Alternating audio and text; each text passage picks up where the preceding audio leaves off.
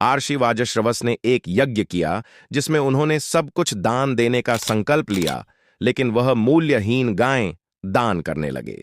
उनका छोटा पुत्र नचिकेता, जो अत्यंत जिज्ञासु और धर्म प्रेमी था, यह देखकर चिंतित हो गया।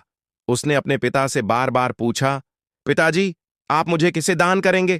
क्रोधित होकर वाजश्रवस ने आवेश में कह दिया, तुझे मृत्यु को देता हूं। नचिकेता इसे शाब्दिक रूप में लेकर यमराज के लोक पहुंच गया। यमराज उस समय घर पर नहीं थे और नचिकेता 3 दिन तक उपवास कर प्रतीक्षा करता रहा।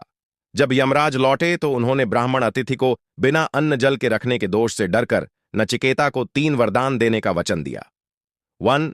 पहला वरदान, पिता का क्रोध शांत हो और वह मुझे प्रेम पूर्वक स्वीकार करे। पूरा किया गया। 2. दूसरा वरदान, स्वर्गलोक का ज्ञान जहां मृत्यु नहीं होती। यमराज ने उसे नचिकेता अग्नि विद्या दी जिससे स्वर्ग की प्राप्ति होती है। 3.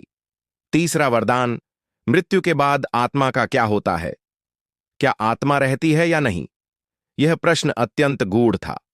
यमराज ने पहले नचिकेता को बहलाने की कोशिश की, धन, सुंदरियां, लंबी आयु आदि का लोभ देकर, लेकिन नचिकेता अडिग रहा। अंततः यमराज प्रसन्न हुए और आत्मा की अमृता, आत्मा न जन्म लेती है न मरती है, जैसे महान उपदेश उसे दिए। यही उपनिषद की मूल शिक्षा है।